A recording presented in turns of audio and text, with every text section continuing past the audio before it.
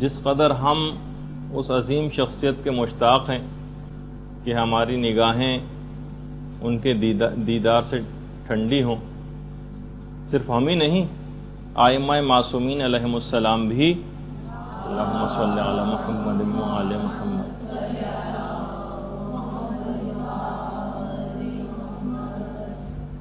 امیر المؤمنین علی ابن ابی طالب علیہ الصلوۃ والسلام بھی اللہم صلی علی محمد وعلی محمد۔ بحار الانوار کی 51ویں جلد میں مولا نے ایک سرد آہ کھینچی روایت میں، میں ان سے ملاقات کا کس قدر اشتیاق رکھتا ہوں۔ مولا کائنات ابو الائمہ وہ امام زمانہ سے ملاقات کے کس قدر شوقین تھے، اور ایک دفعہ تو اپنے دل کی طرف اشارہ کر کے مولا کائنات نے کہا تھا، اپنے دل کی طرف اشارہ کیا اور ایک آہ بھری کہ میں ان کو دیکھنے کا کس قدر مشتاق ہوں۔ اور کیوں نہ ہو، حقیقت یہ ہے کہ امام زمانہ اتنی عظمت رکھنے والی شخصیت ہے کہ باقاعدہ جیسا کہ آیت اللہ مستنبط نے اپنی کتاب القطرہ کے اندر لکھا ہے کہ حضرت خضر علیہ السلام کو آپ دیکھیے کہ کتنی بڑی قدر و منزلت کے حامل حضرت خضر، کہ حضرت موسیٰ جیسے نبی کی استادی کا شرف ان کو حاصل ہو رہا ہے، لیکن اتنی عظمت رکھنے کے بعد کہ موسیٰ جیسے نبی ان کی شاگردی میں جا رہے ہیں، ہم یہ دیکھتے ہیں کہ حضرت خضر حضرت حجت کے تابع اور ان کی رعیت میں سے۔ اس سے اس بات کا بھی اندازہ ہوتا ہے کہ حضرت حجت کی عظمت کس قدر زیادہ ہے۔ صرف یہی نہیں کہ حضرت حجت کی عظمت، بلکہ ان سے جو منسوب چیزیں ہیں ان کی عظمت کس قدر زیادہ ہے۔ امام سے منسوب جو مسجد جمکران ہے، مسجد جمکران باقاعدہ جنت الماوا کی روایت ہے کہ من صلاح، امام زمانہ نے مسجد جمکران کی باؤنڈریز کھینچی تھی نا، اور انہوں نے اس مسجد کو بنایا تھا۔ من صلاح فکأنما صلی فی البیت العتیق، مسجد جمکران میں نماز پڑھنے کا سبب وہی ہے جو خانہ کعبہ کے اندر نماز پڑھنے کا ہے۔ تو صرف یہی نہیں کہ امام زمانہ سے منسوب شخصیات بلکہ چیزیں نہ صرف امام زمانہ کی اپنی ذاتی نہیں، بلکہ ان سے منسوب جتنی چیزیں ہیں ان سب کی بھی عظمت بہت زیادہ ہے۔ اس کو بند کر دیں۔ اسی طریقے سے مثلا مسجد سہلہ، چھٹے امام کی جو روایت ہے امام جعفر صادق علیہ الصلوۃ والسلام کی، کہ جو شخص بھی 2 رکعت نماز مسجد سہلہ میں پڑھ لے گا، خدا اس کی عمر میں 2 سال کا اضافہ کر دے گا۔ 2 رکعت نماز پڑھنا مسجد سہلہ میں 2 سال کا عمر میں اضافہ کر دیتا ہے۔ اور یہ ایک ایسے امام کا ہم ذکر کر رہے ہیں جس کے لیے باقاعدہ جملہ ہے زیارتوں میں، السلام علیک یا قطب العالم، یعنی جس پر کائنات کا پورا دار و مدار ہے وہ شخصیت، اس پر ہمارا سلام۔ السلام علیک یا امام المسیح، حضرت عیسیٰ کے امام آپ پر ہمارا سلام، جو نبی خدا ہیں ان کے بھی امام امام زمانہ عجل اللہ تعالی فرجہ الشریف کی ذات گرامی اللہ صلی اللہ۔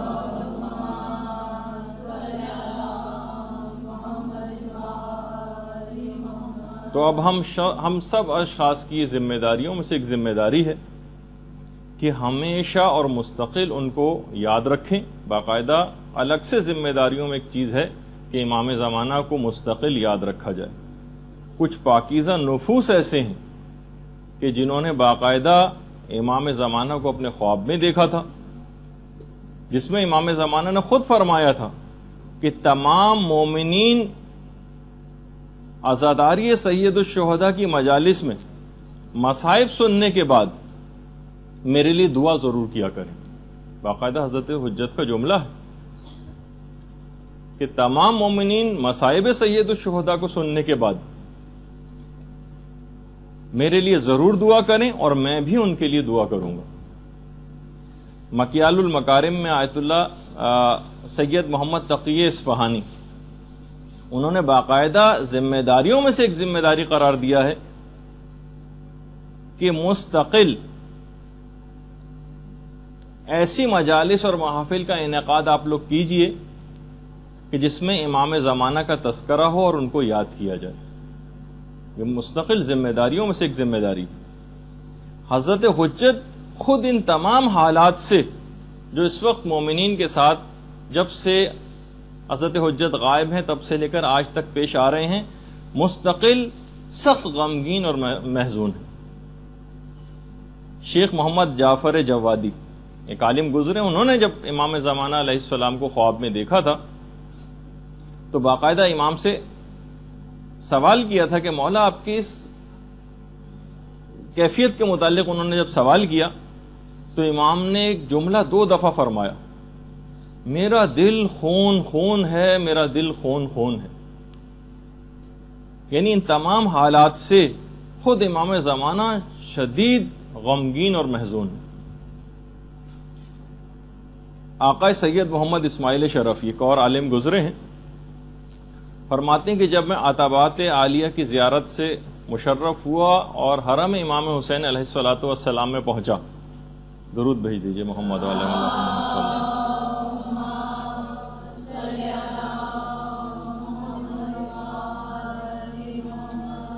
تو میں نے دیکھا کہ خورشید جہاں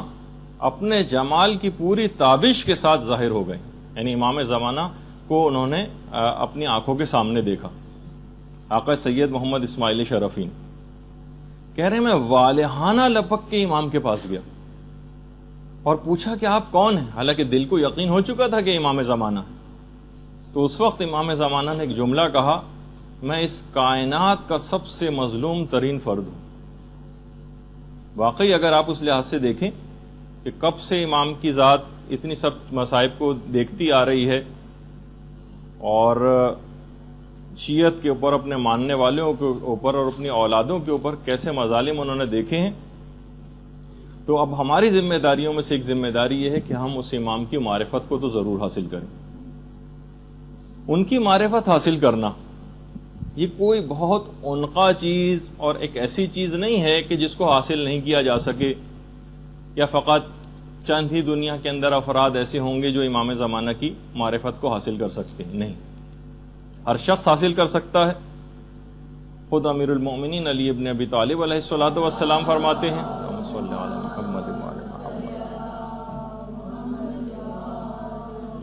کہ جو شخص بھی جس چیز کی جستجو کرتا ہے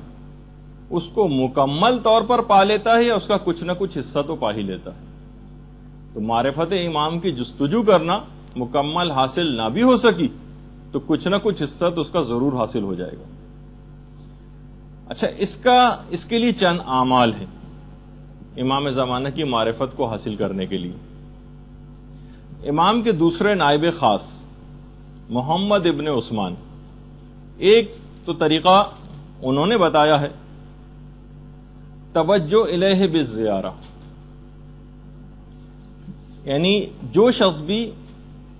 آپ کی زیارت جتنی دفعہ پڑھے گا، دیکھیے زیارت کیا ہے، امام زمانہ کے اوپر سلام، جتنی دفعہ وہ زیارت کرے گا اور امام کو سلام کرے گا اتنی ہی دفعہ جواب سلام کے لیے حضرت حجت اس کی طرف متوجہ ہوں گے۔ یہ جو روز آپ کو زیارت پڑھنے کا حکم ہے نا، اس کا ایک فلسفہ یہ بھی ہے کہ جتنی دفعہ آپ امام کا ذکر کریں گے، جتنی دفعہ ان کو سلام کریں گے، آپ کی طرف وہ اتنا ہی زیادہ متوجہ ہوں گے، اور جتنے زیادہ وہ آپ کی طرف متوجہ ہوں گے اتنا ہی آپ کے قلب اور باطن کے اندر پاکیزگی پیدا ہوتی چلی جائے گی اور اتنی ہی زیادہ معرفت آپ کے اندر آتی چلی جائے گی۔ یہ ہے اس کا ایک فلسفہ کہ امام کی زیارت کو جو ہم اس طرح بے دلی کے ساتھ اور روا روی کے اندر پڑھ دیتے ہیں اور صرف الفاظ کی حد تک رہ جاتے ہیں، لیکن بہرحال ہمیں اس کے باوجود بھی ایک خاص انداز سے زیادہ ہم آگے بگڑنے بھی نہیں پاتے، لیکن اگر ہم واقعی دل سے اور معنی اور مفاہیم سے واقفیت رکھتے ہوئے ان زیارات کو پڑھیں تو یقیناً امام کی بار بار توجہ کی وجہ سے جب آپ زیارت پڑھیں گی تو اتنا ہی قلب اور باطن کے اندر صفائی پیدا ہوتی چلی جائے گی۔ اچھا، چند عبادات کے متعلق علماء نے کہا کہ اگر وہ انجام دی جائیں تو وہ حضرت حجت کی توجہ بہت زیادہ آپ کی طرف جذب ہوتی چلی جائے گی اور آپ کے اندر ایک غیر محسوس انداز میں ایک تبدیلی آتی چلی جائے گی۔ 3 عبادات تو بالکل واضح ہیں جن کے متعلق امام نے فرمایا۔ نافلہ شب، نماز شب کا پڑھنا، جو جتنا زیادہ نماز شب کا پابند ہوتا چلا جائے گا خود بخود امام زمانہ کی ذات گرامی اس کی طرف متوجہ ہوتی چلی جائے گی، اتنی ہی زیادہ ان کی توجہات آپ کی طرف جذب ہوں گی۔ دوسری چیز زیارت جامعہ۔ زیارت جامعہ ایک ایسی چیز ہے کہ یہ بھی امام زمانہ کی توجہ کو آپ کی جانب جذب کرے گی۔ اور تیسری چیز ہے عبادت زیارت عاشورہ۔ محدث نوری نے جو پورا واقعہ جو بہت مشہور ہے، جسے میں ابھی پڑھنا نہیں چاہ رہا کیونکہ آپ لوگوں نے بہت دفعہ سنا، وہ بھی ہے کتابوں میں پڑھا ہوا ہے، سید رشتی کا۔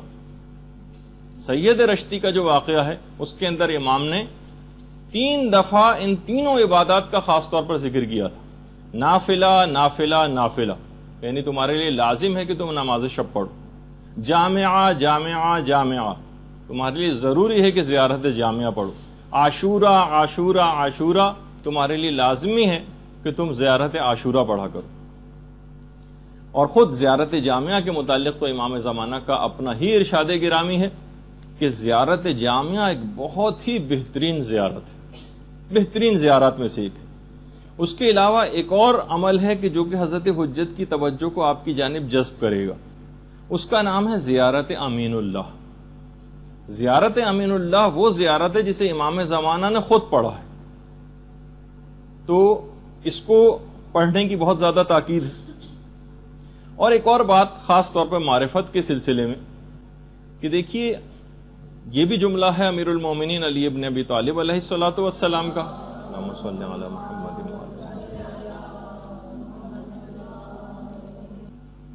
باقاعدہ شرح غرر الحکم میں روایت ہے امیر المومنین سے کہ بلند ترین مقامات پر فقط اپنی عادات پر قابو پا کر ہی پہنچا جا سکتا ہے۔ ہم دیکھتے ہیں کہ ہماری بہت ساری عادات، سستی اور کاہلی، اور خاص طور پر جو سب سے بری عادت جو ہم سب کے اندر موجود ہے چند ایک مستثنیات کو چھوڑ کر، وہ ہے غفلت۔ علماء نے کہا کہ ہر چیز کو بہت سرسری طور پر لینا، ہر عذاب ہم نے سن لیے تمام گناہوں کے، کوئی ہم پر اثر ہوتے دیکھنے میں نہیں آ رہا۔ جو کہ پچھلی دفعہ بھی روایت میں نے بیان کی آخری زمانے کی نشانیوں میں سے کہ امام نے فرمایا تھا کہ نشانیاں مسلسل پوری ہو رہی ہوں گی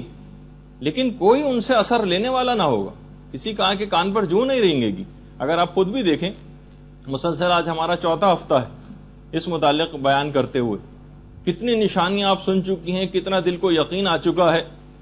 کہ امام زمانہ کا ظہور کس قدر قریب ہے، ساری تقریباً نشانیاں پوری ہوتی جا رہی ہیں، اور اس کے باوجود ان 4 ہفتوں کے اندر کون سی عمل میں تبدیلی آئی، یہ آپ اپنے طور پر دیکھیے گا۔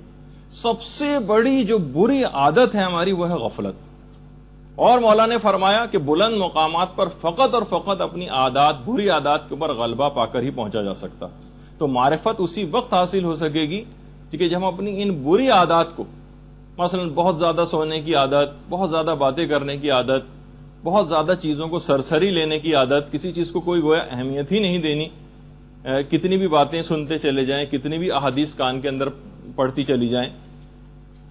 تو لیکن اس میں بھی سب سے بری عادت جو ہے وہ اس غفلت ہے۔ تو بہرحال یہ دیکھنا پڑے گا کہ ہم کیا ہیں، ہمارا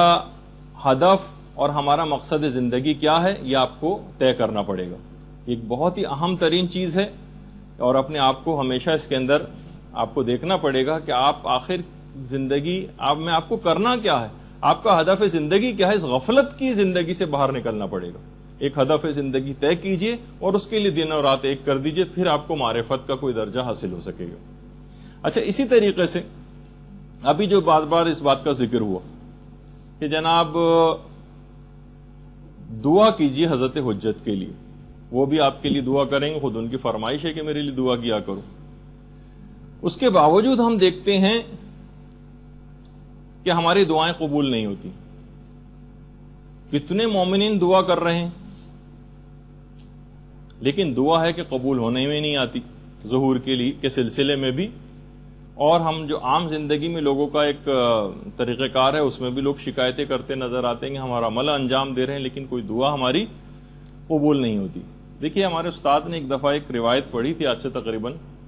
15 سال پہلے، کتاب کیفر کردار کے حوالے سے. فرما یہ رہے تھے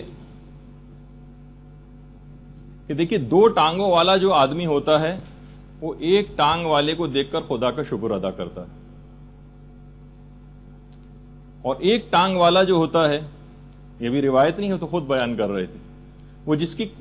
دونوں ٹانگیں نہیں ہوتی ان کو دیکھ کر خدا کا شکر ادا کرتا ہے. تو کائنات کی جتنی بھی موجودات ہیں ان سب نے خدا کا ایک شکر ادا کیا. کتے نے بھی خدا کا شکر ادا کیا، پروردگار تیرا لاکھ لاکھ شکر ہے کہ تو نے مجھے کتا بنایا. اب کتے سے اگر سوال کیا جائے کہ تم کس بات کا شکر ادا کر رہے ہو، تم سے زیادہ نہ تو کوئی نجس ہے نہ تم سے زیادہ بدتر کوئی جانور ہے، تو کتے نے کہا ہاں میں خدا کا شکر ادا کر رہا ہوں کہ اس نے مجھے کتا بنایا ہے، سور نہیں بنایا. سور نے بھی خدا کا شکر ادا کیا، اے پروردگار تیرا لاکھ لاکھ شکر ہے جعلنی خنزیرا، کہ تو نے مجھے خنزیر بنایا. بھائی تم کو شکر ادا کرنے کی کیا ضرورت ہے؟ تم تو سب سے کتے سے بھی زیادہ بدتر ہو، نجس العین ہو، ہر رطوبت تمہاری نجس ہے، ساری فقہ کی کتابیں تمہاری ایک لحاظ سے مذمت میں نجاست کے ذکر سے بھری ہوئی ہیں، تم کس بات کا شکر ادا کر رہے ہو؟ تو خنزیر نے بھی کہا میں اس بات کا شکر ادا کر رہا ہوں کہ پروردگار نے مجھے خنزیر بنایا ہے، بے نمازی نہیں بنایا. اس سے آپ اندازہ لگائیے. تو اب وہ روایت ہمارے استاد نے پیش کی تھی کہ دیکھیے کچھ گروہ ایسے ہیں کہ جو جس جگہ پر موجود ہوں وہاں دعا کبھی قبول نہیں ہوتی. ان میں ایک روایت ہے کہ جس گھر میں کتا موجود ہو وہاں رحمت کے فرشتے نہیں آتے، رحمت کے فرشتے نہیں آتے تو دعا کی قبولیت بھی نہیں ہوتی. جس گھر میں کتا ہو، اور جس گھر میں کتے سے بھی بدتر سور ہو وہاں پہ بھی رحمت کے فرشتے نہیں آئیں گے اور دعا قبول نہیں ہوگی. اور جس گھر میں خنزیر سے بھی بدتر بے نمازی موجود ہو یا گنڈے دار نماز پڑھنے والے ہوں وہاں پر بھی، یعنی ان تمام اعمال جو انجام دیے جاتے ہیں، دعائے کمیل پڑھی جا رہی ہے اور زیارتیں پڑھی جا رہی ہیں، رحمت کے فرشتے خدا کی طرف سے آتے ہیں لیکن ہر طرف سے اس گھر کے دروازے اپنے لیے بند پاتے ہیں، وہاں منڈلاتے ہیں آس پاس اور پھر وہاں سے واپس چلے جاتے ہیں. پروردگار کی رحمت آتی ہے لیکن کچھ وجوہات ایسی ہیں، کچھ گروہ جن میں سے ایک گروہ بے نمازیوں کا بھی، کہ جب کتے کی وجہ سے رحمت کے فرشتے نہیں آتے تو اس سے بھی بدتر خنزیر ہے اور خنزیر سے بھی بدتر بے نمازی. تو کوشش کریں گے گھر میں ایسے افراد، دوسرے الفاظ میں معاشرے کے اندر تبدیلی یا امام اس وقت آئیں گے جب آپ اتنے افراد تو پیدا کر لیں کہ جب امام ایک الہی حکومت کے قیام کا اعلان کریں تو انہیں ہر منصب کے اوپر فائز کرنے کے لیے عادل افراد کی ضرورت ہوگی. فاسق و فاجر و بے دین اور جاہل افراد تو ان عہدوں کے اوپر نہیں مقرر کیے جائیں گے نا. تو معاشرے کے اندر زیادہ سے زیادہ علم کو فروغ دینا ہے اور معاشرے سے زیادہ سے زیادہ گناہوں کو ختم کرنا ہے. اور اس میں اپنے جو دعائیں قبول نہیں ہوئی اس کے اندر سے ایک وجہ یہ بھی ہے کہ آپ نے اب تک وہ کام ہی مکمل نہیں کیا جس کو ایک لحاظ سے گراؤنڈ ورک کہا جاتا ہے، ایک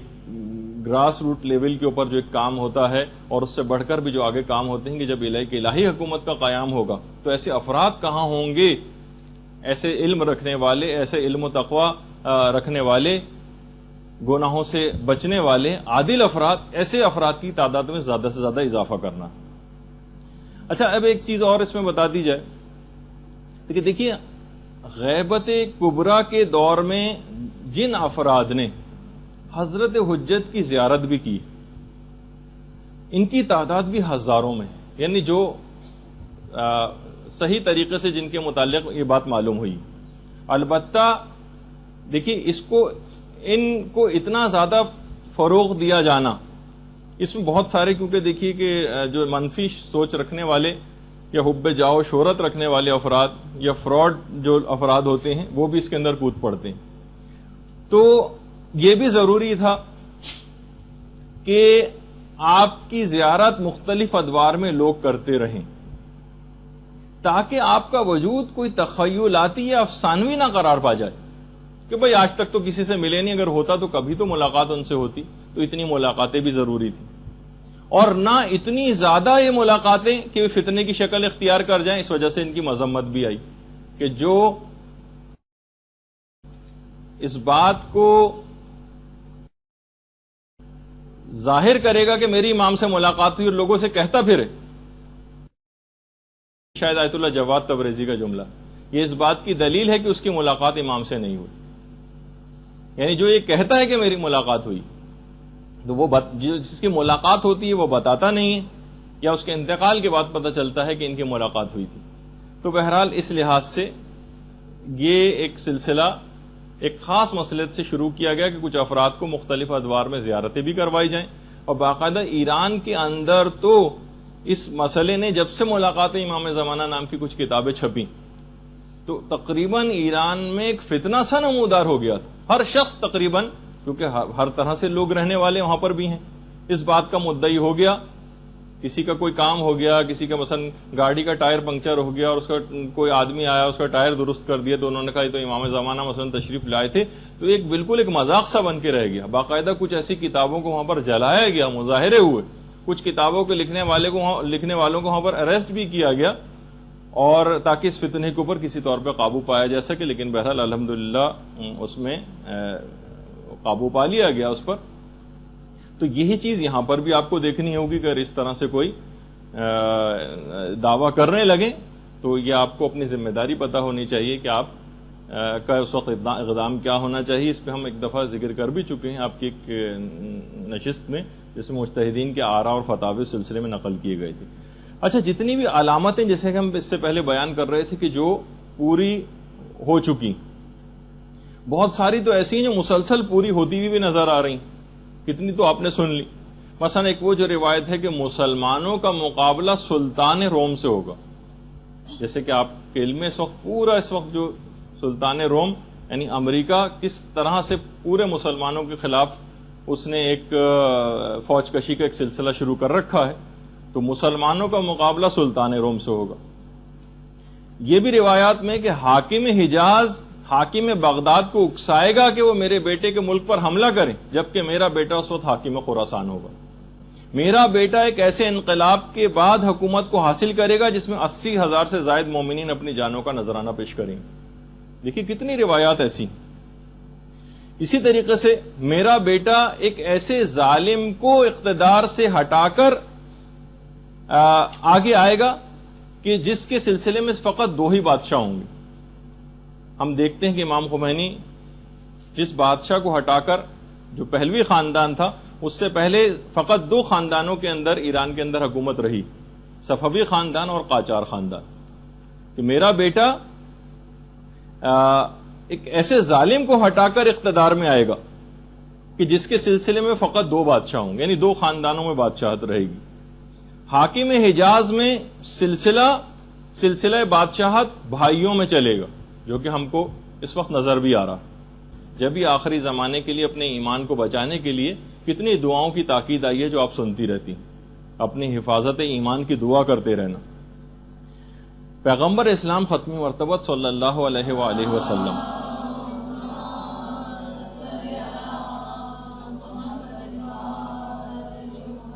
فرماتے ہیں اپنے صحابہ سے، ایک دفعہ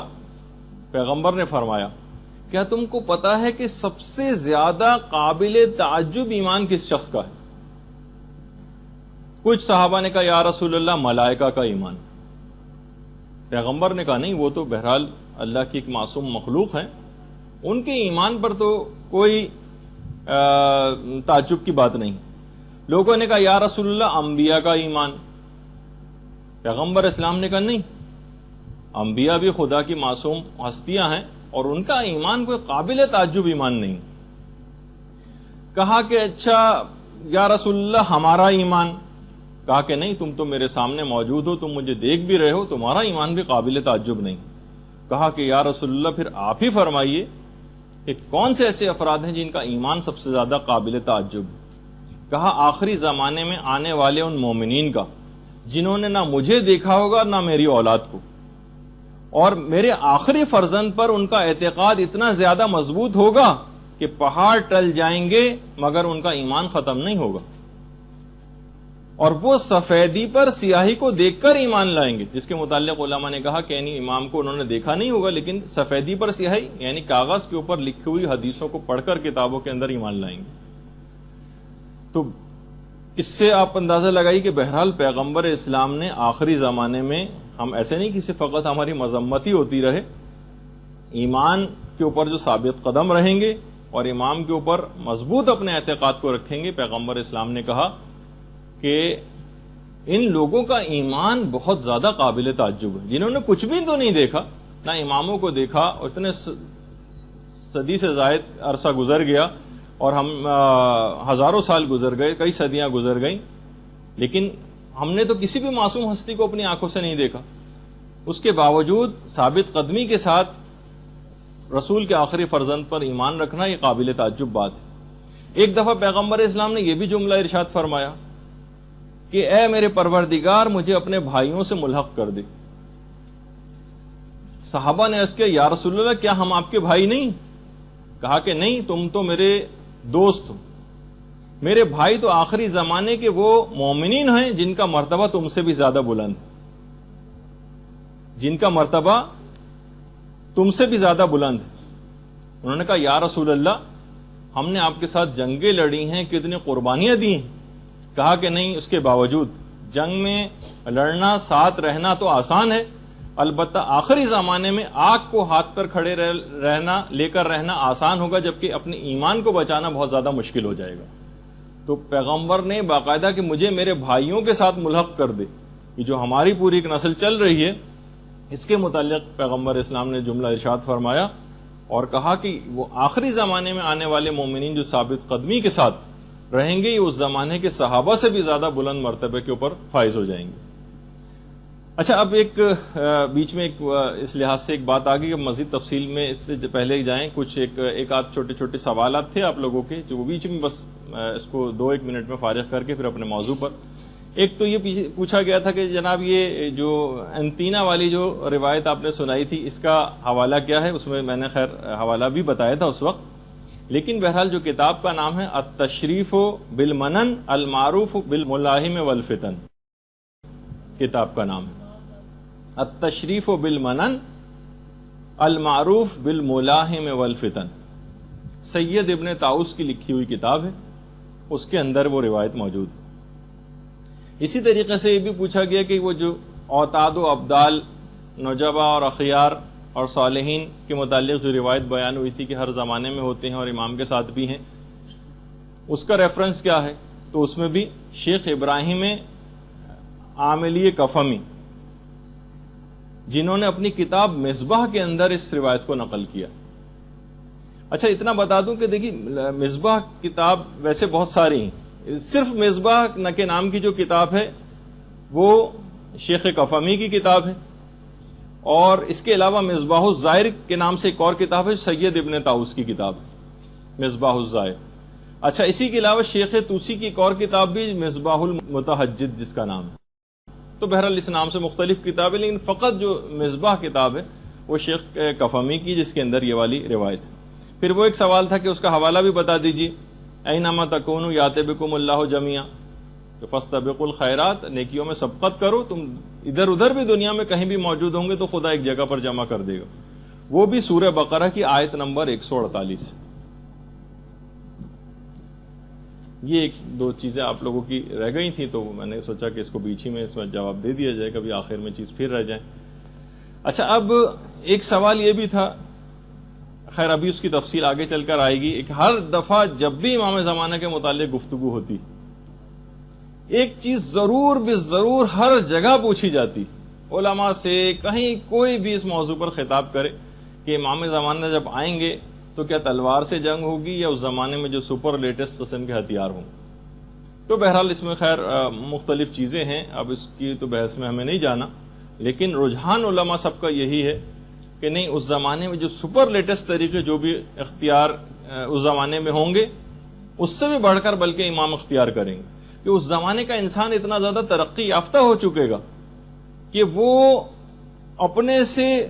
بہترین کوئی ٹیکنالوجی کوئی دیکھے گا تو ہی مرعوب ہوگا اور ایمان کو قبول کرے گا.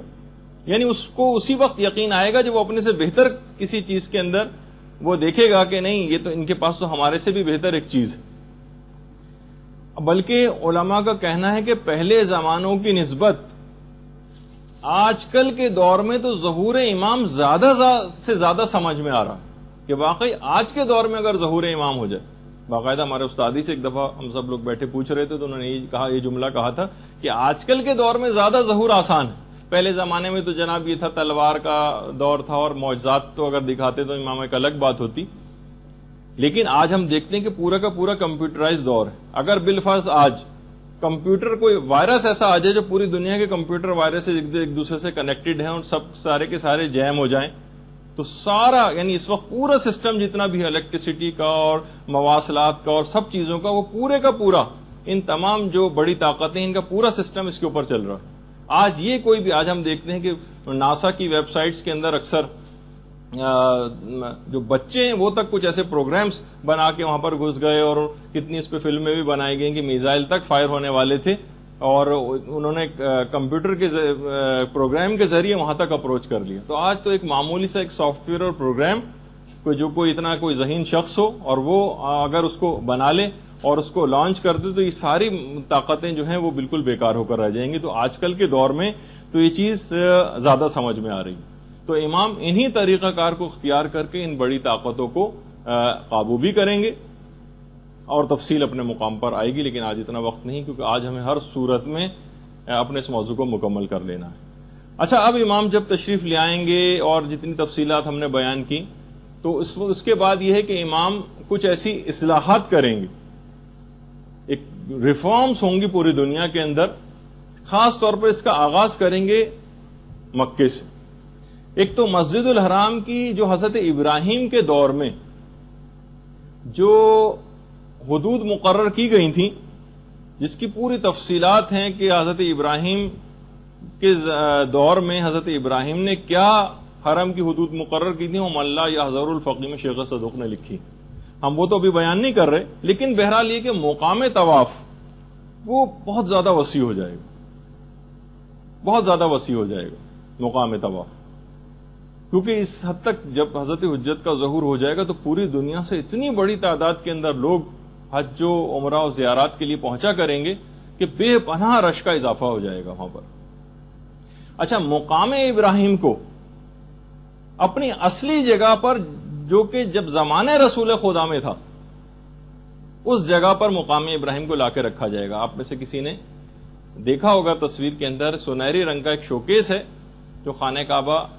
کے دروازے کے کچھ سامنے موجود ہے جو ذرا فاصلے پر ہے جس کے درمیان سے طواف کیا جاتا ہے مقام ابراہیم کے درمیان سے اور خانہ کعبہ کی دیوار سے. اس کو اپنے اصل مقام سے جو کہ زمانے رسول خدا میں تھا جو کہ ایک پورے تفصیل ہے اس کی جب انشاءاللہ آپ لوگوں کی حج کلاسز ہوں گی جو پچھلی بھی ہوئی تھی ان کے بھی سامنے بھی میں نے وہ چیز پیش کی تھی کہ باقاعدہ کس طرح سے ایک سیلاب آیا تھا اور مقام ابراہیم اپنی جگہ سے ہٹ گیا تھا اور اس کے بعد پھر حضرت عمر کے زمانے میں دوبارہ سے اس کی نپائی وغیرہ ہوئی تھی اور پھر اس کو اس جگہ پہ لا کے رکھا گیا جہاں آج ہے. خیر اس کی ایک الگ تفصیل ہے کہ پھر ائمہ کے جو اپنا دور آیا مولائے کائنات کو انہوں نے اپنے واپس اس جگہ پہ کیوں نہیں رکھا تو اس کی تفصیل بھی اپنی جگہ پہ ہے. جب انشاءاللہ ہوگا تو ہم اس میں بیان کریں گے. تو بہرحال زمانے رسول خدا میں وہ مقام ابراہیم خانہ کعبہ کی دیوار سے ملا ہوا تھا. جب بھی کہا جاتا ہے رکن اور مقام کے درمیان امام ٹیک لگا کر بیٹھے ہوں گے. رکن تو حجر اسود کو کہا جاتا ہے وہ کونا کہ جہاں پہ حجر اسود لگا ہوا ہے اور مقام ابراہیم تو مقام ابراہیم کی اصل جگہ تو وہیں جو خانہ کعبہ کی دیوار سے ملا ہوا تھا ورنہ امام کیسے پیٹ لگا کے بیٹھیں گے ورنہ تو مقام ابراہیم کافی دور ہے. تو بہرحال اس زمانے میں امام ایک تو مسجد الحرام کی وہ پرانی سابقہ حدود پہ اس کو لے کر جائیں گے اور اس کے علاوہ مقام ابراہیم کو اپنی اصل جگہ پر خانہ کعبہ کے ساتھ ملا کر رکھیں گے. رش اتنا زیادہ ہو جائے گا طواف کرنے والوں کا کہ امام زمانہ کی طرف سے حکم آ جائے گا کہ مستحب طواف کرنے والوں پر پابندی. فقط اور فقط حج کے ایام میں خاص طور پر یہ بات ہوگی جب اتنا زیادہ رش ہوگا کہ ظاہر ہے کہ جو واجب طواف کرنے والے ہیں کہیں اس سے رہ نہ جائیں تو مستحب طواف کرنے کے اوپر پابندی لگا دی جائے گی۔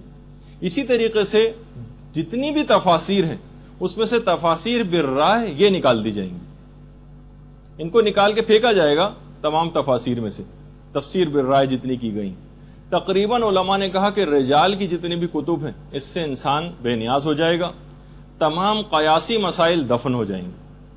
فلسفے کے جتنے بھی فضول مباحث ہیں وہ سب ختم ہو کے رہ جائیں گے،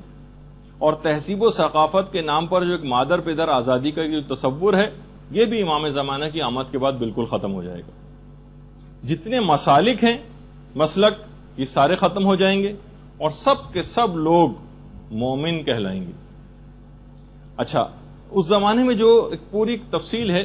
کہ ہوگا کیا امام کے دور میں، جو افراد بے گھر ہوں گے ان کے متعلق یہ ہے کہ باقاعدہ امام کی طرف سے ایک اجازت عام ہوگی، جس کو جہاں جگہ ملے وہ قوانین کا احترام کرتے ہوئے اس جگہ پہ اپنے مکان کو بنا لے، اور جو مکان بنانے کی طاقت نہیں رکھتا ہوگا اس کے متعلق پھر یہ ہے کہ امام کی جو حکومت اسلامی ہوگی، عالمی حکومت، وہ خود ایسے افراد کو مکان بنا کر مہیا کرے گی۔ اس زمانے کے متعلق یہ ملتا ہے کہ قیمتیں جو ہیں مکانات کی، خاص طور پر وہ افراد کی جنہوں نے انویسٹمنٹ کرنے کے لحاظ سے مکانات کو خرید رکھا ہے، تو اس زمانے میں قیمتیں مکانات کی بہت زیادہ کم ہو جائیں گی، سوائے کوفے کے مکانات کی کہ اس کی دارالحکومت ہونے کے لحاظ سے ایک الگ حیثیت ہوگی تو اس کی تو قیمت زیادہ ہوگی، لیکن جو اور جگہوں کے اوپر مکانات ہیں تو کیونکہ قیمتیں اسی وجہ سے بڑھتی چلی جاتی، تو جب ہر شخص کو حکومت کی طرف سے گھر ملے گا، عالمی حکومت کی طرف سے، اسلامی حکومت کی طرف سے، تو پھر خود بخود ان مکانات کی قیمتیں کم ہوتی چلی جائیں گی، لوگوں کے دلوں سے کینہ نکل جائے گا امام کی حکومت کے آنے کے بعد، اور ہر طرف فقط اور فقط خیر ہی خیر ہوگا۔ یہ بھی تفصیل ہے روایات میں کہ سڑکوں اور گلیوں میں جتنی بھی کھڑکیاں کھلتی ہیں گھروں کی ان کو بھی بند کر دیا جائے گا، سڑکوں اور گلیوں کی طرف جو کھڑکیاں کھلتی ہیں ان کو بند کر دیا جائے گا، اور جتنے بھی روڈز ہیں یہ تقریباً ہر روڈ جو مین روڈز ہوں گی وہ 120 فٹ چوڑی کر دی جائیں گی، اور گلیوں کے اندر جتنی بھی رکاوٹیں اور ڈنڈے کھڑے کیے جاتے ہیں ان سب کو بھی ہٹا دیا جائے گا۔ اچھا، اسی طریقے سے روایات میں یہ بھی ہے، اس کو ہم ظاہر ہے کہ اپنے الفاظ میں بیان کر رہے ہیں، کہ سڑکوں پر کھلنے والے جتنے گٹر ہیں یہ ان کو بھی بند کر دیا جائے گا۔ بہار الانوار کی 52ویں جلد کے اندر پوری ایسی اصلاحات کا بھی تذکرہ کیا گیا ہے۔ 5ویں امام محمد باقر علیہ الصلوۃ والسلام فرماتے ہیں کہ جس نے بھی ظہور امام کو پا لیا، جس نے بھی ظہور امام کو پا لیا، جو بیمار ہوگا وہ تندرست ہو جائے گا، جو کمزور ہوگا وہ طاقتور ہو جائے گا۔ ابھی بیمار تندرست کیسے ہوگا یہ آگے چل کے بات آنے والی، کمزور طاقتور ہو جائے گا۔ اسی طریقے سے امام علوم کو ظاہر کریں گے۔ روایت میں یہ ہے کہ 27 جو علوم ہیں، یعنی اب تک ان 27 میں سے فقط 2% علوم جو ہیں یہ لوگوں کے سامنے آئے، ابھی جو 25 جو ریمیننگ ہیں یہ امام زمانہ کی آمد کے بعد امام خود ظاہر کریں گے ان 25 حصے علوم کے، یعنی علوم کے جو 27 حصے ہیں حضرت آدم سے لے کر اب تک دنیا میں فقط 2 حصے تقسیم کیے گئے،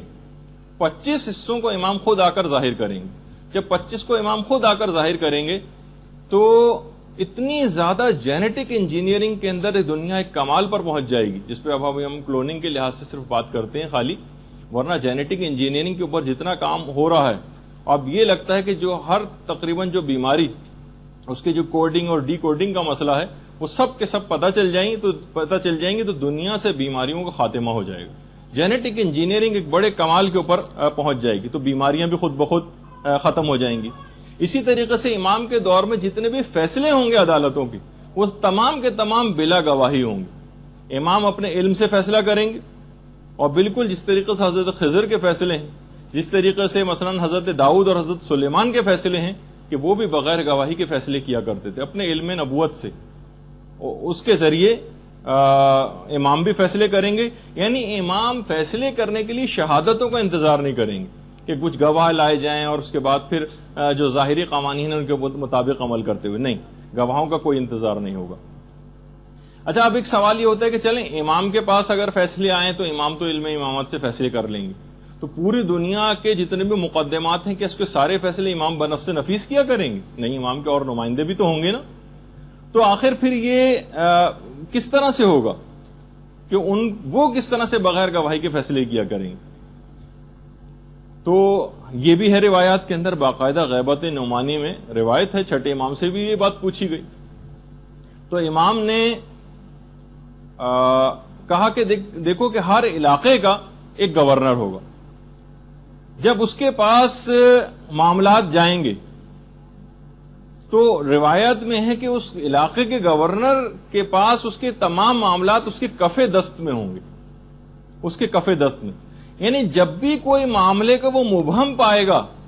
تو وہ اپنی ہتھیلی کو دیکھ لے گا، اس میں حقیقت لکھی ہوئی نظر آ جائے گی. اب اس میں کئی احتمالات علماء نے نقل کی کہ آخر ٹھیک ہے کہ امام اگر بنفس نفیس ان کی ذات گرامی اگر وہ فیصلے کرتی تو بات سمجھ میں آتی، لیکن پوری دنیا کے ہر معاملے کو تو امام نہیں نمٹائیں گے، ہر مقدمے کو. تو کچھ علماء نے کہا کہ اگر جو ان کے ہر علاقے کا جو ایک نمائندہ امام کا ہوگا اس کے معاملات اس کے کف دست میں ہوں گے، اور جب کسی معاملے کو مبہم پائے گا وہ اپنی ہتھیلی کو دیکھے گا اور اس کے بعد پھر اس کو وہ امر واضح ہو جائے گا. اب علماء نے کہا کئی احتمالات ہیں. پہلا احتمال تو یہ ہے کہ ہو سکتا ہے یہ سب باتیں بطور اعجاز ہوں، معجزے کے طور پر ایسی قوت عطا کر دی جائے امام کے ان نمائندگان کو. دوسرا علماء نے کہا ہو سکتا ہے، اب ہم قیاس آرا ہی کر سکتے ہیں، ہو سکتا ہے انٹرنیٹ کی طرح سے ہدایات کا یا رابطے کا وہ ذریعہ امام سے ہو، کوئی بھی جدید طریقہ. اور اب تو یہ چیز زیادہ نظر آنے لگی، پہلے تو جناب لیپ ٹاپ ہوتے تھے، اب پام ٹاپ بھی آ گئے. یعنی جو سمجھے صرف ہتھیلی کے اندر، یا آپ یہ میسیجنگ سسٹم جو آپ کے پاس موبائلوں کے اندر ہے، موبائل فونز کے اندر، اس کے اندر بھی یہی بات ہوتی کہ سیلولر فونز جو ہیں ان کے طرز پر کوئی چیز ہو، یا ہو سکتا ہے اس سے بھی لیٹسٹ کوئی چیز ہو جو ہماری سمجھ میں نہیں آ رہی. اور یہ بھی روایات کے اندر ہے، باقاعدہ مخطوطہ ابن حماد کے اندر روایت ہے کہ خود پیغمبر اسلام سے مروی روایت ہے کہ ظہور امام کے بعد لوگ اپنے مردوں کی خواہش کریں گے، کاش آج ہمارے جو مردہ ہیں وہ آج زندہ ہوتے تو اس زمانے کو دیکھتے کہ ہم کتنی خوشحالی اور کتنی نعمتوں کے ساتھ امام کے ساتھ زندگی گزار رہے ہیں. لیکن اس کے بعد ان کی وہ دعا اور خواہش بھی قبول ہوگی، اور پھر رجت کا جس کا ہم ابھی آگے چل کر ذکر کرنے والے ہیں. اچھا،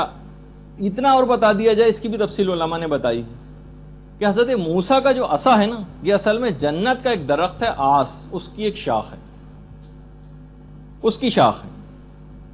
جنت کا درخت ہے آس، الف مدزبر آ اور سین. حضرت جبریل نے مدین میں جب حضرت موسیٰ پہنچے تھے اس وقت ان کو یہ لا کر دیا تھا. اور پانچویں امام یہ بات بیان فرماتے ہیں کہ سب سے پہلے اس عصا کو حضرت آدم کو دیا گیا تھا، کہ جو حضرت موسیٰ کا عصا تھا نا، پہلے حضرت آدم کے پاس تھا، اور اس کے بعد ان کے پاس سے ہوتا ہوتا ہوتا حضرت موسیٰ کے پاس آیا، اور اس کے بعد پیغمبر اسلام تک پہنچا، اور اس کے بعد امام فرماتے ہیں کہ پیغمبر اسلام کی وساطت سے ہم تک پہنچا ہے. اور یہ اب بھی ویسا ہی سرسبز ہے جس طرح سے روز اول میں اس کو کاٹا گیا تھا. اچھا، یہ بھی ہے، چھٹے امام بیان فرماتے ہیں، ایک راوی ہے یعقوب سے، کہ کیا تم کو پتا ہے کہ حضرت قائم جب ظہور کریں گے تو ان کے پاس کون سی قمیض وہ پہنے ہوئے ہوں گے؟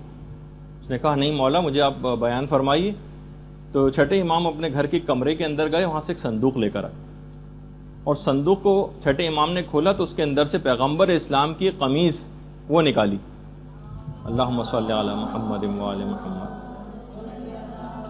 اس قمیض کی جو آستین تھی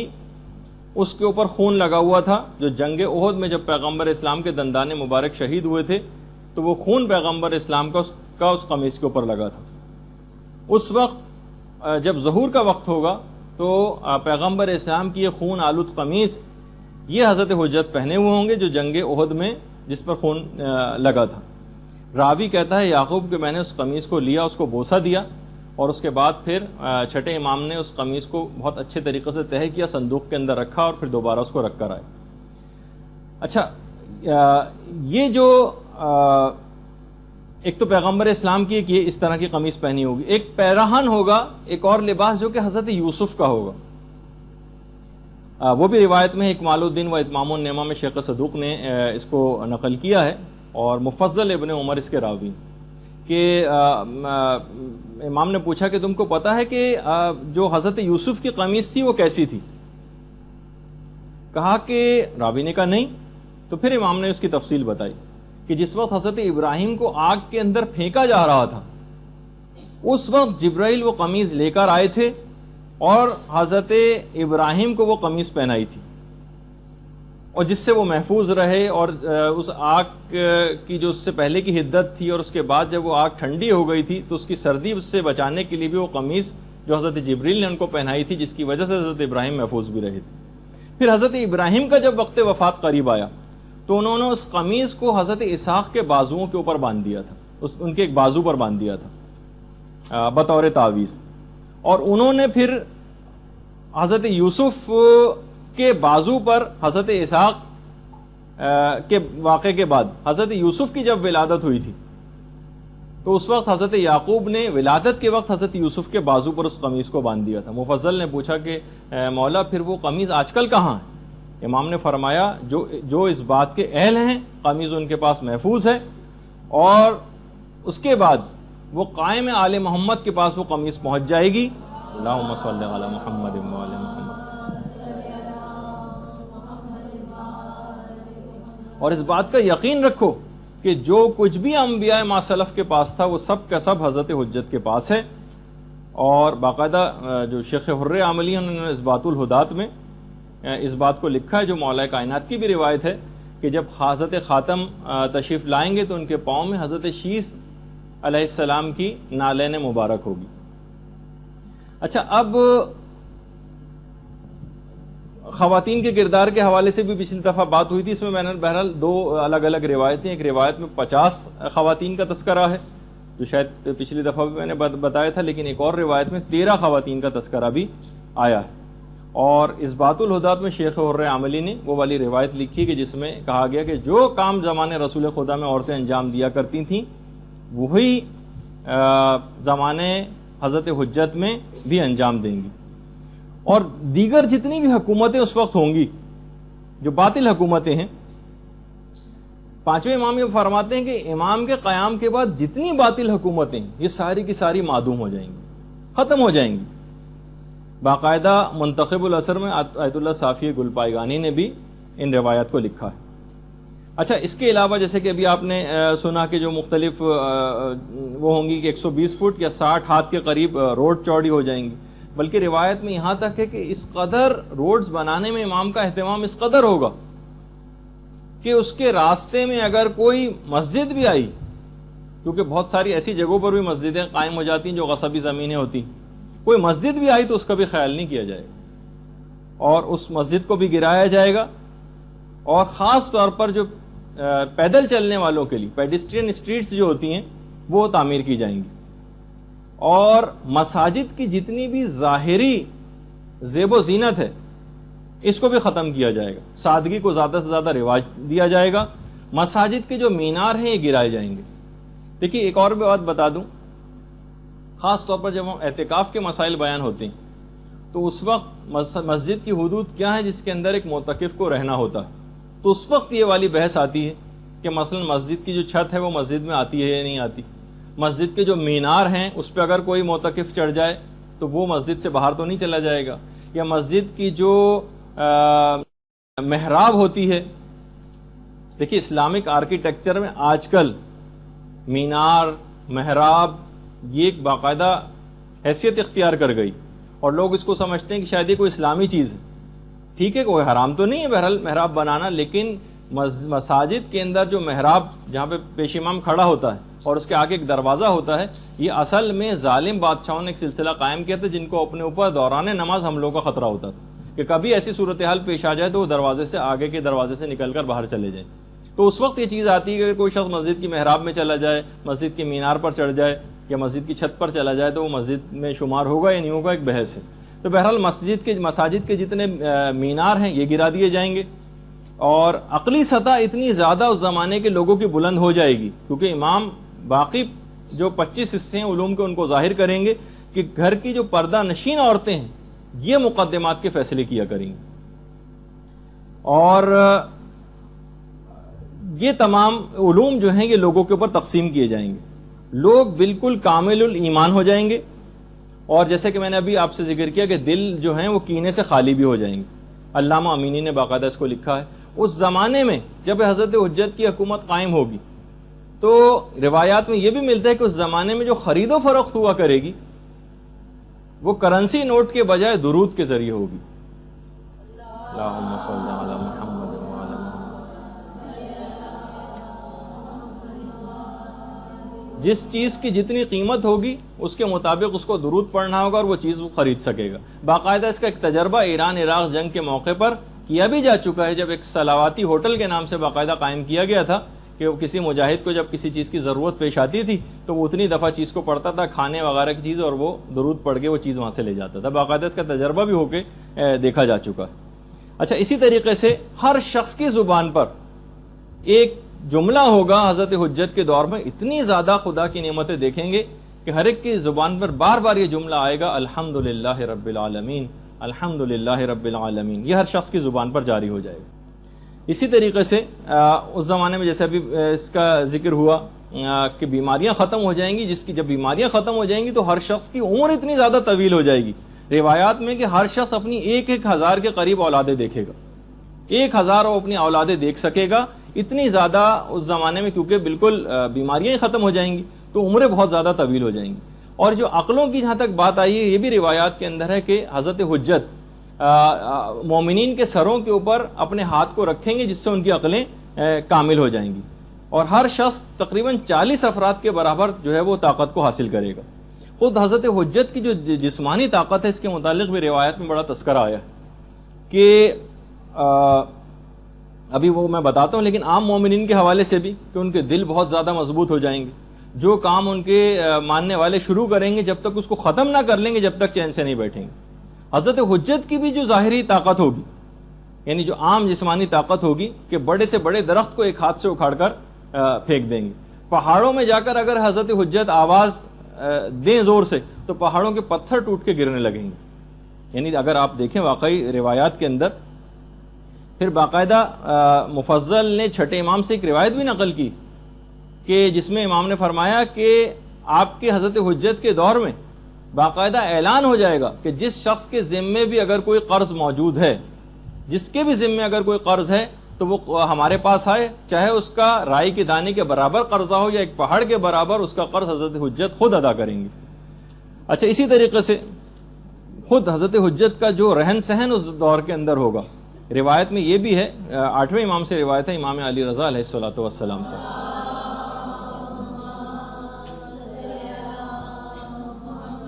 کہ امام کا جو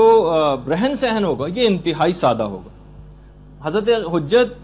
حضرت قائم کا لباس بہت ہی معمولی اور کھردرا ہوگا، اور غذا انتہائی کم قیمت اور سادہ۔ آیت اللہ صافی گل پائیگانی نے منتخب الاثر میں بھی اس کی تفصیل لکھی۔ اچھا، پھر اس کے بعد بہرحال حضرت حجت اس طرح سے زندگی گزاریں گے، اور کتنے سال ان کی حکومت رہے گی ہم پچھلی اس میں ایک تفصیل سے ذکر کر چکے ہیں۔ بہرحال حضرت حجت جس طریقے سے ایک دنیا میں طریقہ کار ہے، دیگر تمام ائمہ بھی اس دنیا سے رخصت ہوتے رہے ہیں، امام زمانہ بھی اس دنیا سے رخصت ہوں گے۔ اس سلسلے میں روایات دو طرح کی، کچھ روایت میں تو یہ ہے کہ وہ وفات پائیں گے، اور کچھ میں یہ ہے کہ وہ شہید ہوں گے۔ اچھا، البتہ یہ بھی علماء نے لکھا کہ جو شہادت کی روایات ہیں وہ وفات والی روایات سے ذرا برتری رکھتی ہیں، جیسا کہ امام حسن کا بھی جملہ ہے، ہمارے دوسرے امام، امام حسن علیہ الصلوۃ والسلام،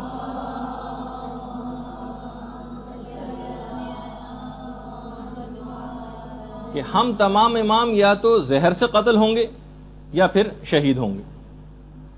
روایات میں یہ ہے کہ جب 70 سال تقریباً پورے ہو جائیں گے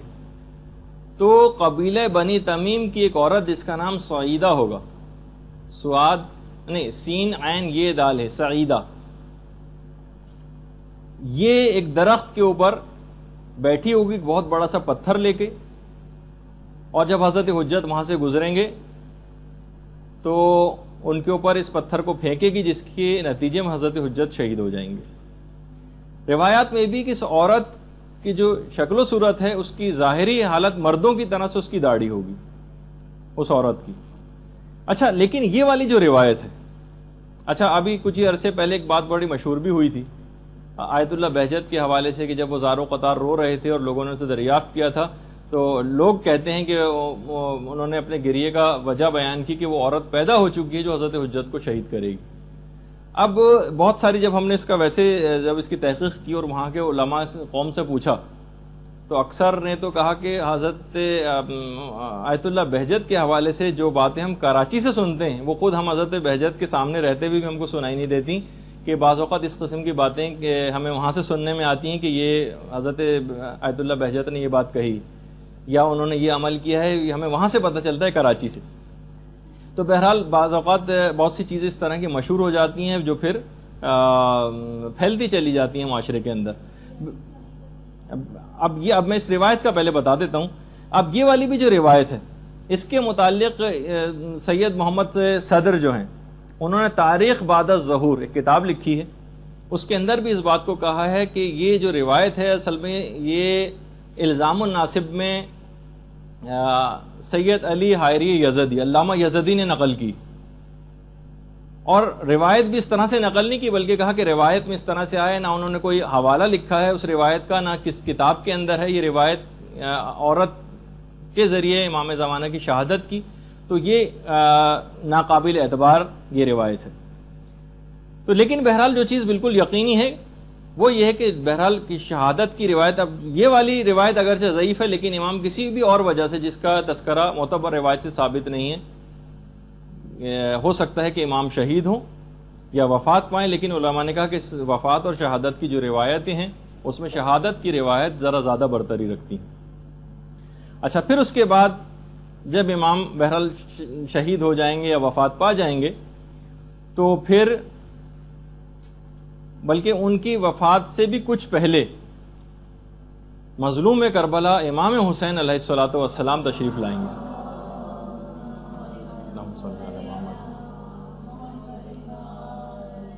امام کو سوائے امام کے کوئی غسل نہیں دے سکتا۔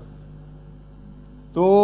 روایات میں یہ ہے کہ امام حسین، یہ جن کی رجت ہوگی جس کا بھی ہم تذکرہ کرنے والے ہیں، سب سے پہلی رجت امام حسین علیہ السلام کی ہوگی جو تمام شہدائے کربلا اور 70 انبیاء کے ساتھ تشریف لائیں گے دوبارہ۔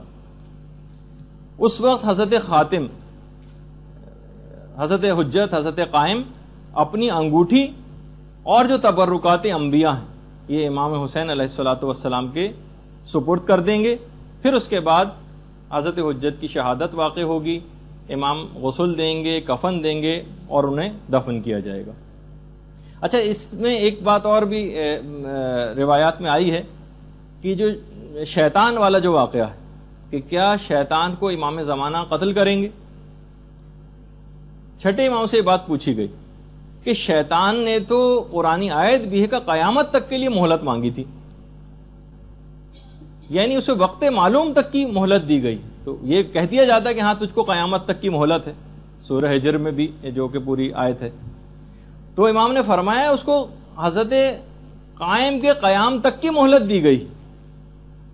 امام کے پاس پھر جب اس کا آخری وقت قریب آ جائے گا شیطان کا تو امام کے پاس وہ زانوں کے بل چلتا ہوا مسجد کوفہ میں شیطان آئے گا اور اس وقت ایک جملہ کہے گا، ہائے میری بد نصیبی، یہ روایت کا جملہ ہے، اور پھر اس کے بعد امام اس کے پیشانی کے بالوں سے اس کو پکڑ کر اس کی گردن کو کاٹ دیں گے۔ اور یہی وہ وقت معلوم ہے جس کو شیطان کو جس وقت تک کی مہلت دی گئی۔ تفسیر عیاشی میں بھی پوری یہ روایت ہے اور تفسیر المیزان میں علامہ محمد حسین طباطبائی نے بھی اس روایت کو لکھا ہے۔ اچھا، کچھ علماء نے کہا کہ جو شیطان کے قتل والی جو روایت ہے اس سے مراد فزیکلی شیطان کا قتل کرنا مراد نہیں، کچھ علماء نے یہ بات بھی کہی، بلکہ اس کے معنی یہ ہے کہ ابلیسی مکر و فریب کا جو نظام ہے دنیا سے یہ ختم ہو جائے گا، ابلیسی نظریات بالکل ختم ہو جائیں گے اور عقل اور ایمان کی حکومت اس دنیا کے اوپر قائم ہو جائے گی۔ اچھا، اب کیونکہ ہم اس موقع پر آ گئے کہ حضرت حجت اس دنیا سے رخصت ہوں گے اور اس کے بعد پھر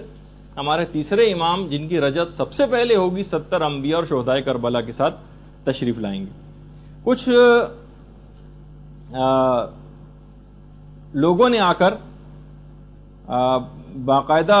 مفضل نے آ کر امام سے کہا، شکایت کی کہ کچھ لوگ رجت کے قائل نہیں.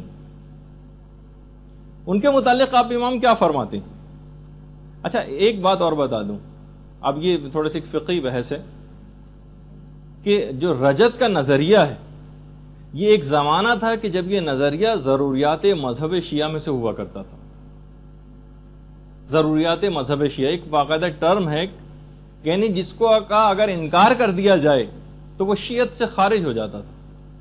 لیکن موجودہ علماء کا جو نظریہ ہے وہ یہ ہے کہ رجت کے اوپر اعتقاد رکھنا یہ ضروریات مذہب شیعہ میں سے نہیں.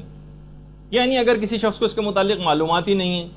یا اگر وہ اس طرح کی روایات سنتا بھی، جس میں ابھی آخر ہم آگے چل کر تذکرہ کریں گے بھی اس کا، تو بہرحال اس کی شیعت پہ اس سے کوئی فرق نہیں پڑتا. جب رجت کا موقع آئے گا تو خود ہی دیکھا جائے گا. اور ابھی ایسا کوئی نہیں ہے کہ اگر کسی کو اس کا اعتقاد نہ ہو یا اگر آپ کسی کو یہ بات بیان کریں اسے یقین نہ آئے تو گویا وہ شیعت سے خارج سمجھا جائے. یہ والا ایسا نہیں. اور بس ایک جملہ کہوں گا، اب جس کو سمجھ آئے نہیں آئے تو نہیں، وہ یہ ہے کہ ضروریات مذہب شیعہ بھی بعض اوقات یہ جو نظریہ ہے کہ کون سی چیز ضروریات مذہب میں ہے اور کون سی چیز ضروریات مذہب میں نہیں، یہ بھی وقت گزرنے کے ساتھ کچھ مسائل میں تبدیلی ممکن ہے. ایک زمانے میں ایک چیز ضروریات مذہب شیعہ میں سے ہو اور کچھ عرصہ گزرنے کے بعد وہ ضروریات میں سے نہ رہے. یہ بہرحال ایک فقہی مسئلہ ہے، جس کو ایک اصولی مسئلہ ہے، جس پہ فی الحال اس پہ بات کرنے کی تو ضرورت نہیں ہے. تو مفصل نے آگے کہا کہ مولا کچھ ایسے افراد ہیں کہ جو رجت کے اوپر یقین نہیں رکھتے. تو امام نے کہا کہ کیا ان لوگوں نے ہمارے جد امجد کی وہ اور اہل بیت سے مروی وہ احادیث نہیں سنی جس میں بار بار ائمہ اطہار کی واپسی کی خبر دی گئی؟ کیا انہوں نے قرآن کی وہ آیت نہیں سنی، وَلَا نُذِيقَنَّهُم مِّنَ الْعَذَابِ الْأَدْنَىٰ دُونَ الْعَذَابِ الْأَكْبَرِ، جو باقاعدہ امام نے پھر آیت پڑھی کہ ہم انہیں بڑے عذاب سے پہلے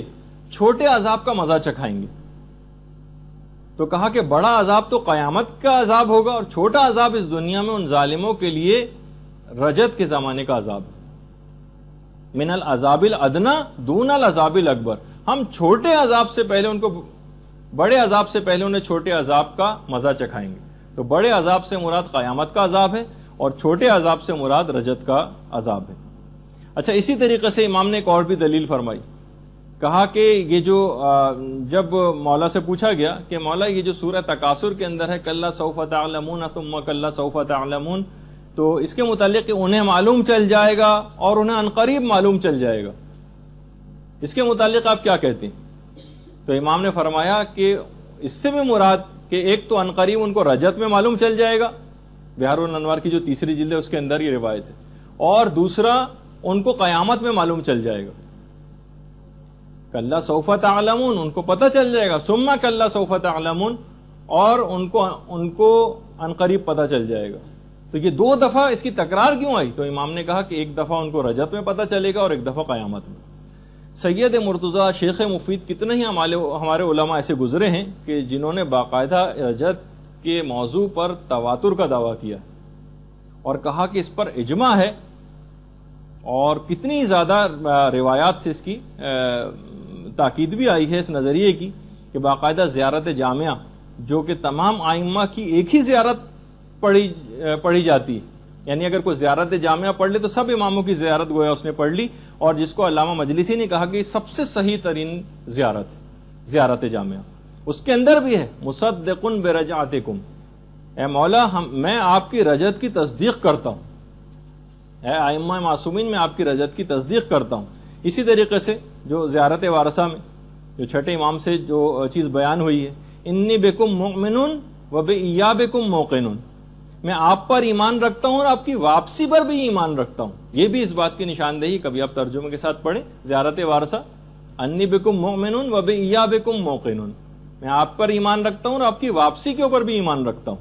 اس سے بھی ہے. اسی طریقے سے زیارت آل یاسین جس کی کہا جاتا ہے کہ دیدار امام کے لیے جو سب سے مجرب ترین زیارت ہے وہ زیارت آل یاسین.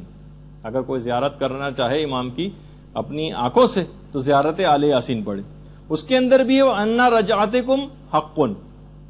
میں گواہی دیتا ہوں کہ آپ کی رجعت اور واپسی بالکل برحق ہے۔ اچھا، اب ضروری نہیں ہے کہ ہمیں ہر روایت کو، جیسے کہ ہم لوگوں کا ایک مجالس سنتے سنتے اور مناظرے کی گفتگو سنتے سنتے ایک ٹرینڈ ہو گیا ہے کہ ہمیں ہر نظریے کا اس بات مخالف فرقے کی کتابوں سے درکار ہوتا ہے، اگرچہ ان کے ہمارے پاس روایات ہیں کہ ہم ان کی کتابوں سے بھی یہ چیز کیسے ثابت کریں گے۔ لیکن بہرحال اب یہ اس طرح سے دوسروں کی کتابوں میں کوئی چیز ملے تو ہی آپ اپنے نظریے کو قبول کریں، باقاعدہ جملہ ہے خود امام زمانہ کا۔ ہم معرف کی جو جستجو ہے، یہ جو آپ کوئی چیز حاصل کرنا چاہتے ہیں، معرف کی جستجو ہم اہل بیت کے سوا کسی اور سے حاصل کرنا ایسا ہی ہے جیسے ہمارا انکار کرنا۔ یعنی ہم یہ نہیں کہ ہمیں فلاں فلاں کی کتابوں سے اگر رجعت کے متعلق ہمیں دلائل ملے تو ہم اس کو مانیں گے، ورنہ ہم اس کو نہیں مانیں گے۔ تو بہرحال اچھا، اب ایک اور بھی چیز ہے کہ ایک عمل ہے جو کہ سید علی ابن طاؤس نے مصباح الزائر میں لکھا ہے کہ چھٹے امام سے بھی روایت ہے کہ جو شخص بھی 40 صبح دعائے عہد کو پڑھے وہ حضرت قائم کے انصار و اعوان میں سے قرار پائے گا۔ جو بھی 40 صبح دعائے عہد کو پڑھے، اور اگر یہ شخص ظہور سے پہلے فوت ہو گیا تو ظہور کے بعد دوبارہ زندہ کر کے اس کو حضرت حجت کی خدمت میں بھیجا جائے گا، اور یہ بھی جو دعائے عہد ہے اس کے ہر حرف کے بدلے 1000 نیکیاں لکھی جاتی ہیں، اور ہر حرف کے بدلے 1000 گناہ نامہ اعمال سے محو کیے جاتے ہیں۔ باقاعدہ دعائے عہد یہ آپ کتابوں کے اندر آپ کو مل جائے گی۔ اچھا، اس زمانے کے لحاظ سے پھر ایک اور بات اور بھی ہے کہ کوفہ اور نجف، جیسے کہ میں نے اس سے پہلے کہا تھا کہ روایات میں ہے کہ حضرت حجت کی جو ظہور کی علامات ہے اس میں سے کوفہ اور نجف مل جائیں گے۔ یعنی اب یہ پیشگوئی بالکل اب نظر آ رہی ہے کہ آخری زمان تک تقریباً جو درمیانی آبادی بہت زیادہ بڑھنے کی وجہ سے دونوں شہر مل کے رہ گئے۔ اچھا، زمانے رجعت کے اندر جو یہ بھی روایات کے اندر آیا ہے کہ پیغمبر اسلام کی بھی حکومت دوبارہ ہوگی، تقریباً 50,000 سال پیغمبر اسلام کی حکومت ہوگی، اور 44,000 سال مولا کائنات علی ابن ابی طالب علیہ الصلوۃ والسلام کی حکومت ہوگی۔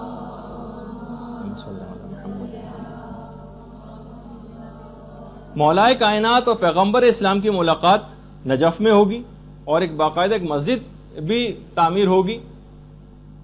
پہلے امام کے لحاظ سے بھی ایک ہے، اور ایک زمانے رسول خدا کے لحاظ سے بھی ایک روایت آئی کہ اس میں 1200 دروازے ہوں گے، جبکہ امام زمانہ والی جو مسجد ہے اس کے متعلق 1000 دروازوں کی جو سید ابن طاؤس نے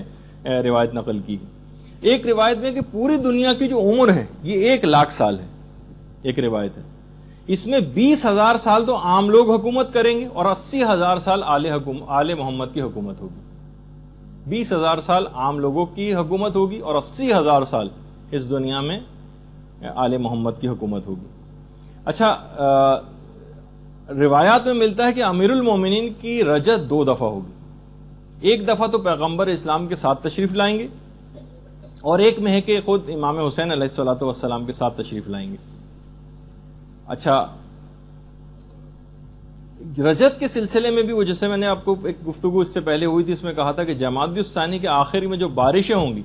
ایک تو ظہور سے پہلے کی بھی بارشیں ہیں اور ایک رجعت سے پہلے بھی بارشیں ہوں گی۔ اتنی شدید بارشیں ہوں گی، اتنی 10 روز تک تو اتنی زبردست بارش ہوگی کہ آج تک لوگوں نے ایسی بارش نہیں دیکھی ہوگی۔ اور یہ بارش جب مومنین کی قبور کے اوپر پڑے گی تو اس سے جسم نمو پائیں گے، اور لوگ مٹی کو جھاڑتے ہوئے اپنی قبروں سے باہر آ جائیں گے، اس حالت میں اٹھیں گے کہ مٹی سروں سے گر رہی ہوگی۔ زمانے رجعت میں جو شخص بھی دوبارہ اٹھے گا وہ اپنی سابقہ عمر سے دگنی عمر پائے گا جتنی اس سے پہلے اس نے حاصل کی تھی۔ اچھا، جو اس زمانے میں روایات میں یہ بھی ہے کہ جو ناصبی ہوں گے، جو دشمنان اہل بیت چند ایک رہ جائیں گے، ان کے متعلق اس آیت کی تفسیر میں جو ہم نے اس سے پہلے برزخ کے عذاب میں ذکر کی تھی، فَإِنَّ لَهُ مَعِيشَةً ضَنْكَ، کہ ان کا جینا بڑا تنگی کا جینا ہوگا۔ ایک روایت میں ایک تو یہ ہے کہ قبر اس سے مراد ہے، ایک اور روایت بھی ہے چھٹے امام کی کہ اس سے مراد ناصبی ہیں۔ زمانہ رجعت میں ان کی غذا اور خوراک بنی آدم کا فضلہ ہوا کرے گی، جو ناصبی ہیں۔ تو بہرحال اچھا، اسی لحاظ سے اکثر علماء نے ایک چیز اور بھی اس میں لکھی ہے کہ بہت سارے ظالمین ایسے ہوں گے جن کی رجعت کئی دفعہ ہوگی، اور وہ ہر دفعہ اپنے کیے کی سزا پائیں گے. یعنی ایک دفعہ کی دی گئی سزا زمانہ رجت میں ان کے لیے کافی نہیں ہوگی. رجت میں ایک بات یاد رہے کہ زمانہ رجت میں توبہ کا دروازہ بالکل بند ہے. کسی کی کوئی توبہ قبول نہیں ہوگی زمانہ رجت میں. چھٹے امام کی ایک اور روایت بھی ہے کہ رجت میں دو طرح کے لوگ اٹھائے جائیں گے, یا تو خالص مومن ہوں گے یا خالص کافر ہوں گے. درمیانی جو مومنین ہوں گے ان کو نہیں اٹھایا جائے گا سوائے اس کے کہ وہ اس بات کی خواہش رکھیں. باقاعدہ تفسیر نور الثقلین کے اندر پوری تفصیل ہے اس کی. اچھا, اب ایک چیز یہ سوال پیدا ہوتا ہے کہ جو رجت ہوگی یہ اجباری ہوگی یا اختیاری ہوگی؟ تو دیکھیے, بہرحال ظالمین کوئی اپنے شوق سے سزا پانے کے لیے تو اٹھیں گے نہیں. مومنین کے لیے اختیاری ہوگی. باقاعدہ فرشتے جا کر ان سے پوچھیں گے کہ اگر تمہارے امام نے ظہور کیا ہے, اگر تم ان کی نصرت کے لیے جانا چاہتے ہو تو چلے جاؤ. کون مومن بدنصیب ایسا ہوگا جو اس وقت انکار کرے گا؟ البتہ ظالمین کے لیے تو کوئی شوق سے نہیں آئیں گے, ان کی اجباری ہوگی. اچھا, پھر اس کے بعد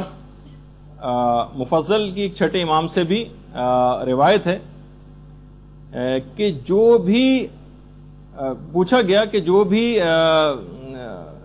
اشتیاق رکھے گا حضرت حجت کی زیارت کا, اس کی آخر وہ حسرت پوری کیسے ہوگی؟ تو بہرحال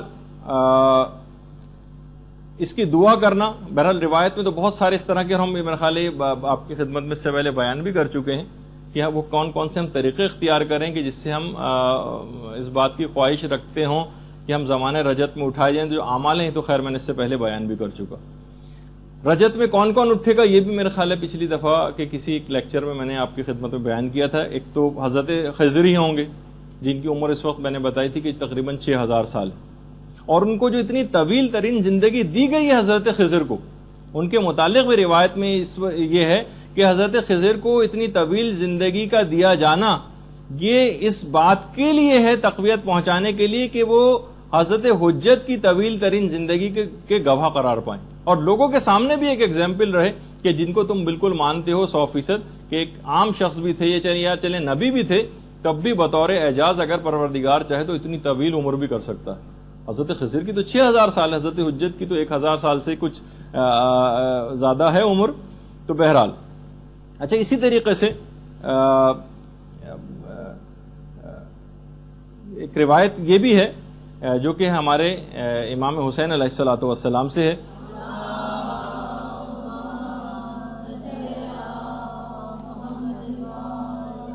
کہ میں وہ پہلا شخص ہوں گا کہ جو جس کے لیے زمین شگافتہ ہوگی. اچھا, اس کے علاوہ سلمان فارسی بھی اٹھائے جائیں گے زمانے رجت میں, ان کا بھی روایت میں تذکر آیا ہے. مقداد کا بھی تذکر آیا ہے, جابر بن عبداللہ انصاری کا بھی تذکر آیا ہے, حضرت ابو دجانہ انصاری کا بھی تذکر آیا ہے.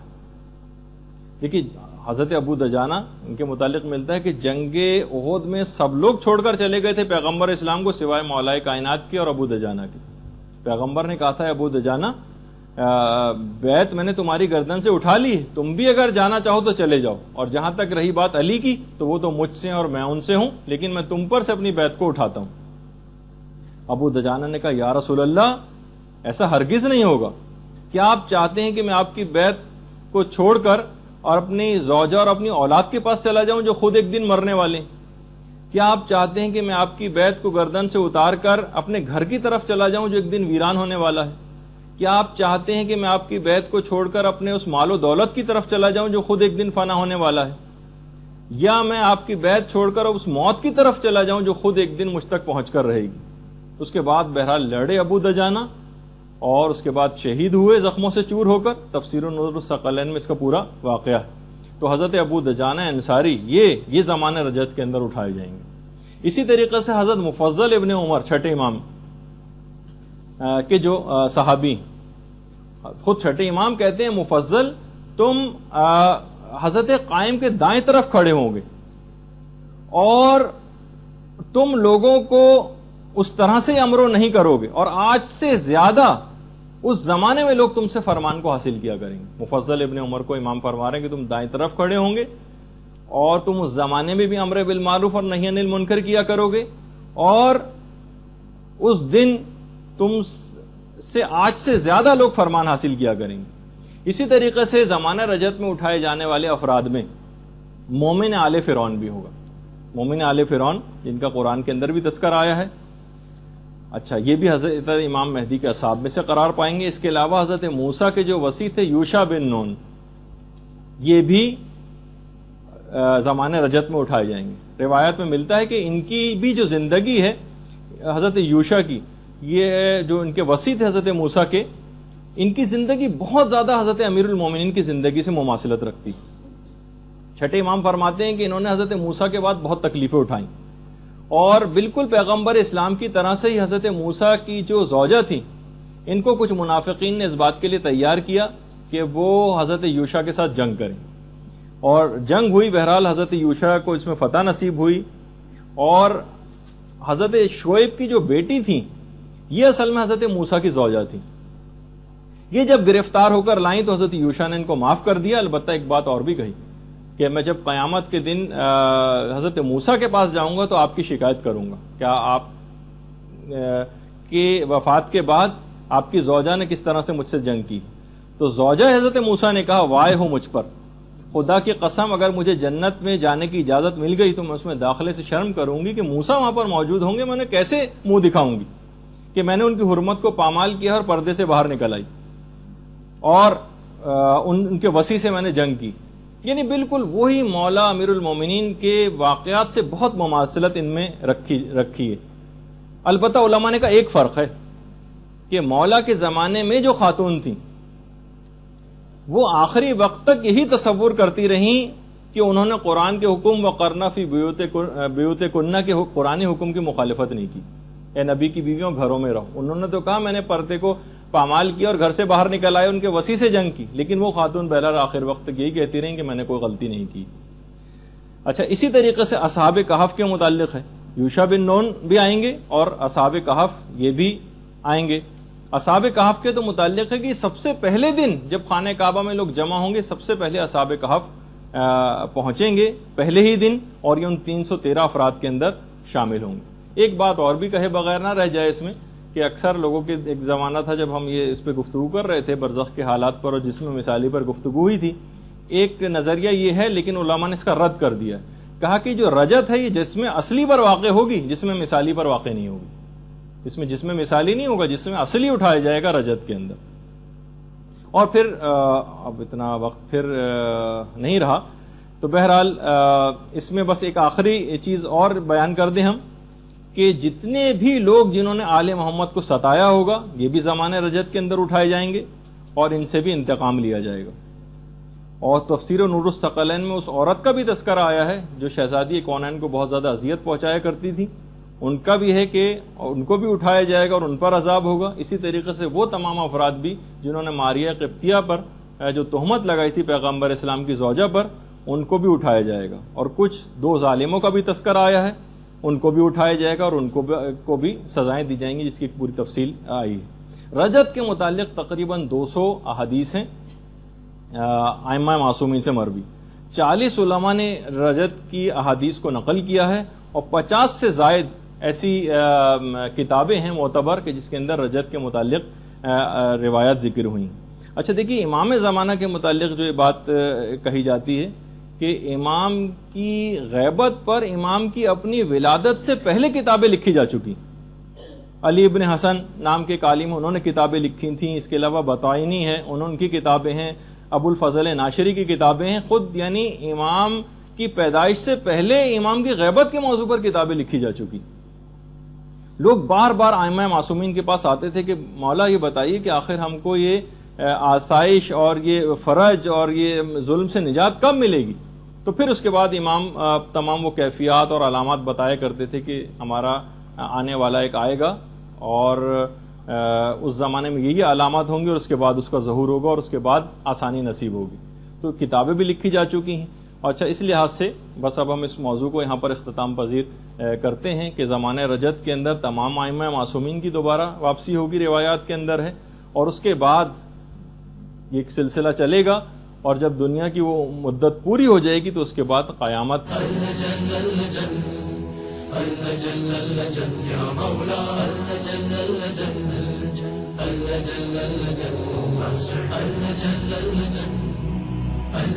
يا صاحب السماء اللجن